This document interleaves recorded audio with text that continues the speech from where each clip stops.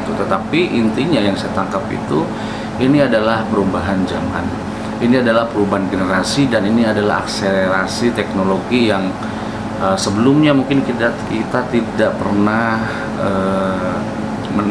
mengalami hal seperti ini.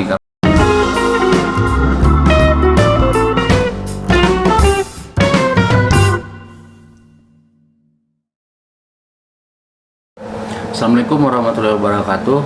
Bertemu lagi dengan saya Kang Afan. Di video kali ini saya coba membicarakan tentang situasi kondisi saat ini.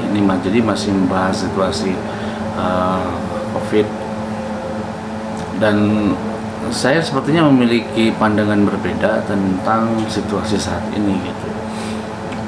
Di antaranya, kalau menurut saya sih, situasi ini bukan hanya sekedar virus kalau menurut saya.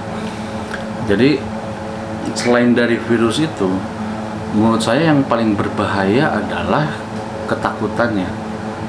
Jadi ketakutan terhadap virusnya itu lebih berbahaya daripada virus itu sendiri. Itu kalau menurut pandangan saya gitu. Nah, makanya ini sudah muncul beberapa suara ya. Jadi untuk tidak membuat takut juga, kemudian media juga kalau bisa ya tidak membuat situasi yang ini menjadi sangat tegang gitu, sehingga menghasilkan ketakutan di masyarakat. Dan kondisi saat ini sebetulnya kalau menurut saya ya sejenis teroris atau teror yang sebenarnya itu ya seperti ini gitu, karena menimbulkan ketakutan yang sangat tinggi gitu ya di masyarakat gitu.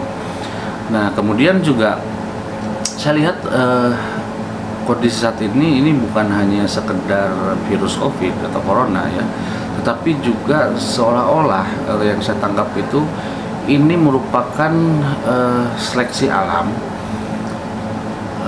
atau mungkin lebih tepatnya penseleksian generasi mungkin ya, atau perubahan generasi atau perubahan zaman gitu. Saya tidak ingin menyalahkan alam juga sih gitu, karena alam itu kan berjalan sesuai kehendaknya kan, jadi tidak bisa gitu. Memang kalau seharusnya terjadi ya terjadi gitu kan.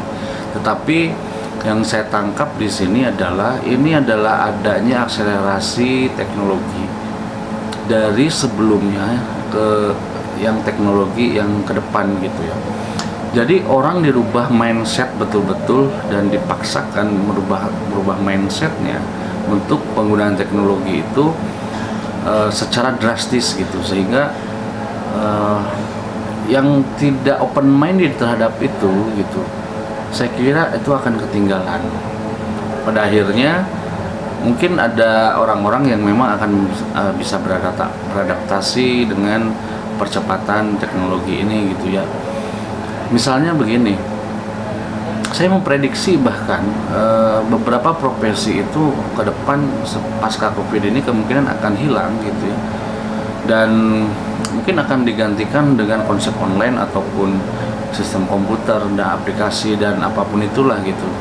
Tetapi ini bisa menghilangkan sisi pekerjaan tertentu gitu. Jadi menghilangkan orang untuk diganti dengan aplikasi gitu. Nah, ini yang saya tangkap dari kondisi saat ini.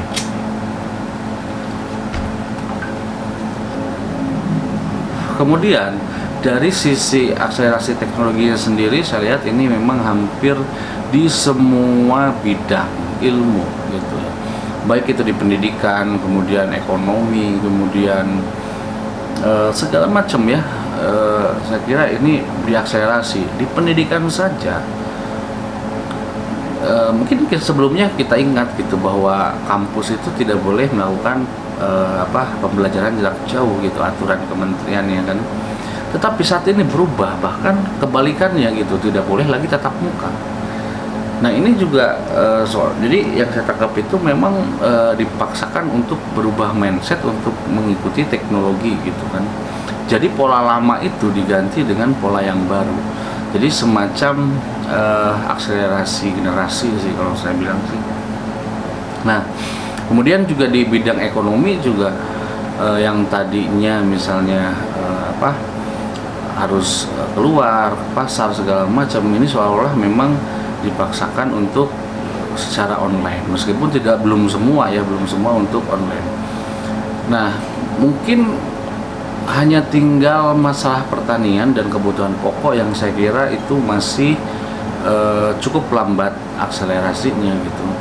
Artinya itu masih menggunakan memang harus tenaga manusia gitu ya. Jadi belum bisa ke tenaga komputer gitu. Nah, saya tidak membicarakan ini adalah konspirasi atau apapun gitu. Apakah itu pembahasan yang berbeda saya kira. Karena kalau ngebahas itu kan nanti kaitannya dengan agenda global misalnya, kemudian ya kalau secara spiritualnya mungkin agenda alam segala macam gitu. Tetapi intinya yang saya tangkap itu ini adalah perubahan zaman, ini adalah perubahan generasi, dan ini adalah akselerasi teknologi yang sebelumnya mungkin kita tidak pernah mengalami hal seperti ini. Karena biasanya mungkin kalau orang-orang yang kalian yang seumuran atau mungkin di atas saya gitu ya, atau di bawah saya sedikit, itu kan peningkatan teknologinya tuh dalam 1 tahun itu sebetulnya sedikit-sedikit, jadi tidak langsung sekaligus. Tetapi di generasi sekarang ini seolah-olah akselerasi teknologinya itu kalau anak tangga itu langsung ke atas gitu, jadi tidak step by step gitu. Makanya banyak mungkin orang yang shock, yang sebelumnya mungkin di zona nyaman atau pola pikirnya seperti konvensional, kemudian itu harus terpaksa dirubah ke teknologi terkini gitu. Nah, ini juga yang saya tangkap gitu ya dari beberapa kejadian dan fenomena yang terjadi baru-baru ini gitu. Tapi apapun itu, kalau menurut saya sebetulnya nyawa manusia itu lebih berharga.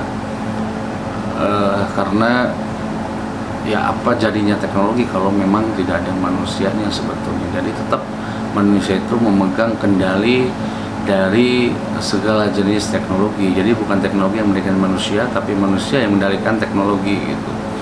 Sehingga saya kira kalau mengorbankan manusia untuk mengakselerasi teknologi juga itu kurang bijak kalau menurut saya gitu ya.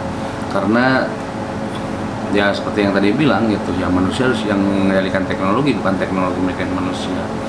Itu saja yang bisa saya sampaikan. Mudah-mudahan ini bisa menjadi gambaran atau sedikit referensi buat kalian yang menonton video ini, sehingga mendapatkan referensi lain atau sudut pandang lain, pandangan saya terhadap kondisi saat ini gitu.